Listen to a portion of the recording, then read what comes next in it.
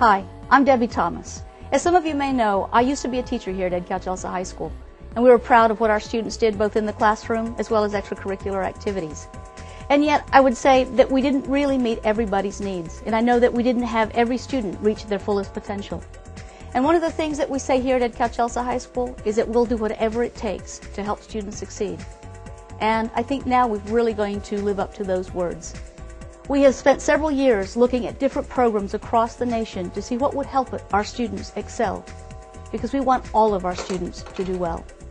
And what we have done this year is that we have become involved in a project through Region 1 called the High School Redesign Project, or HSRP. And what I'm going to do here today is explain that program for you, as well as help you tell you what you can do to be a part of this project, because it will involve you. Now that I'm out of the classroom, my new job is the School Improvement Facilitator. And some of the things that I'm doing now is facilitating the reorganization of our school. This HSRP framework includes 3 components: the small learning community, the family advocacy system, as well as improving instruction in our classrooms. What we're going to do today is talk about the small learning communities specifically. And we're going to outline and explain how we're going to conduct this survey that you're going to be a part of. The goals of HSRP are twofold. 1, to prepare you for college if that's what you so choose, or 2, to prepare you for a career of your choice. One of the things that we're concerned about from students who graduate from Edcouch Elsa High School is they may not always be prepared for the next step after they leave here. And that's one of the things that we really want to ensure with this project, that you have the skills that you need, again, if you choose to go to college or a career of your choice, that you have the ability to excel in either one of those 2 places. And so this small learning community is a way that we're going to organize our school so that you're going to develop a community. And within that community that is going to be geared to an area of interest, your area of interest, then everything that you're learning will be applicable, will be meaningful to you. You'll see that it has a purpose. And then you'll be ready when you leave high school. If you choose to go on to college, you'll be ready. If you choose to go into a career of your choice, you'll be ready for that too. So let's talk a little bit about the small learning communities. And one of the things we're going to start off with is show you a little video clip that maybe will help explain what a small learning community is.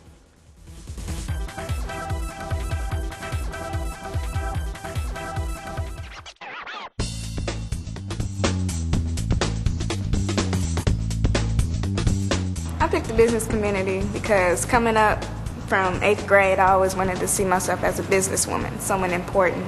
I'm in applied engineering. I chose it because I wanted to be an engineer. I chose law and justice, and I'm very, very glad that I'm in that community because my AP, Mrs. Mary Stevens, awesome lady. With the small community, it's really great because you get to have the same teachers for 4 years, you have the same classmates, and that's really something good because if you need help, you know who they are. So many different things for you to choose, so you definitely be aimed towards what you want to do after you get out of high school.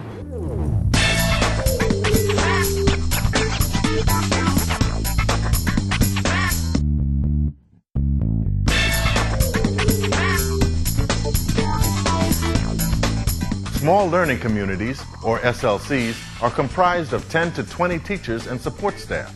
The number of students is limited to no more than 180 in elementary small learning communities and no more than 325 in middle and high schools.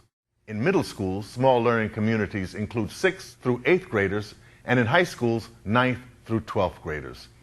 These mixed grade communities make it possible to group students and offer instructional programs based on individual academic needs and interests, rather than just grade levels. Our business community has about 200 students right now, and as a result, I see them on a daily basis, not just one semester, but their entire career here. It's vital for us getting to know our kids. Small learning communities use block scheduling, and in high schools and middle schools are focused around thematic interest areas. These thematic communities provide a lens through which a common core curriculum can be studied, providing great opportunities for cooperative learning and cross-disciplinary work. And because they contain mixed grades, these communities also create opportunities for older students to serve as mentors to younger students. Today the kids are building bridges. They were given a $1 million budget. They had to come up with a design and a game plan, and then they buy the materials, each material cost. And so we're incorporating business into the science. It's all about money. That's pretty much what it is. We start off with $1 million, and then like we just bought 4 of these, and they're $50,000 a piece. So we gotta budget our money wisely. We got sandpaper, and this glue is $100,000, and so we got $425,000 left, and we gotta this is as far as we've gotten right here with these. Decided to cut out this top part because it would have costed too much money. One of the English teachers and I did a cooperative project where the kids did the research in my class and wrote the paper in her class on DNA. So our units coincided, and she came to me for a lot of information, and I went to her for how to help them guide their research. It was really awesome. It was a very good cooperative thing that probably wouldn't have happened if I didn't have a close working relationship with the English teachers. Schools get to decide which themes are created based on the input of students, teachers, staff, the local community, and the experience of First Things First informing over 150 of these small learning communities. And because students have a choice into which small learning community they attend, students are more interested in their learning. Examples of thematic small learning communities are Business Academy, Performing Arts, Media Technology, Health and Life Sciences, Applied Engineering and Trade, Humanities, Law and Justice. Now that you've seen what a small learning community, or SLC, looks like, let me further explain what it will actually be. One, this is something that you're going to be involved in for all 4 years that you're in high school. Secondly, it's made up of both 9th through 12th graders. And thirdly, it is thematic. What that means, it's tied to an area of interest. And so the survey that you're going to do today is to find out what it is that you're interested in. Now, don't be frightened, because what we're asking you to do today is not to decide which small learning community you will be in next year. What we're asking is to figure out what learning communities we will have starting next year. So when you fill out this survey, I'm asking you to check mark in each column your first choice, your second choice, and your third choice.